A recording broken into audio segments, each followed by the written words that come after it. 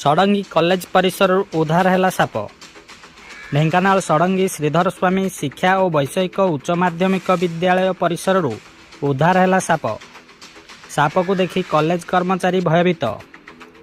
ବର୍ତ୍ତମାନ ବର୍ଷା ଦିନ ଆଗମନ ହେଉଥିବାରୁ ସାପମାନେ ଘର ମୁହାଁ ହେଉଛନ୍ତି। ଫଳରେ ଅନେକ ସମୟରେ ଲୋକମାନେ ସାପ କାମୁଡ଼ାର ଶିକାର ହେଉଥିବା ନଜରକୁ ଆସିଛି। ତେଣୁ ସଚେତନ ରହିବା ଆମ ପାଇଁ ସୁରକ୍ଷା କବଚ। ଏପଟେ ସଙ୍ଗେ ସଙ୍ଗେ କର୍ମଚାରୀ ସ୍ନେକ୍ ହେଲ୍ପଲାଇନ୍ ସହାୟତା ଲୋଡ଼ିଥିଲେ। ସ୍ନେକ୍ ହେଲ୍ପଲାଇନ୍ ସଦସ୍ୟ ଅଭିମନ୍ୟୁ ସାହୁ ତୁରନ୍ତ ପହଞ୍ଚି ସାପକୁ ଉଦ୍ଧାର କରିଥିଲେ। ଉଦ୍ଧାର ସାପକୁ ଜଙ୍ଗଲରେ ଛାଡ଼ି ଦେଇଥିବା ନେଇ ସୂଚନା ହସ୍ତଗତ ହୋଇଛି। Bureau report, Dhenkanal voice.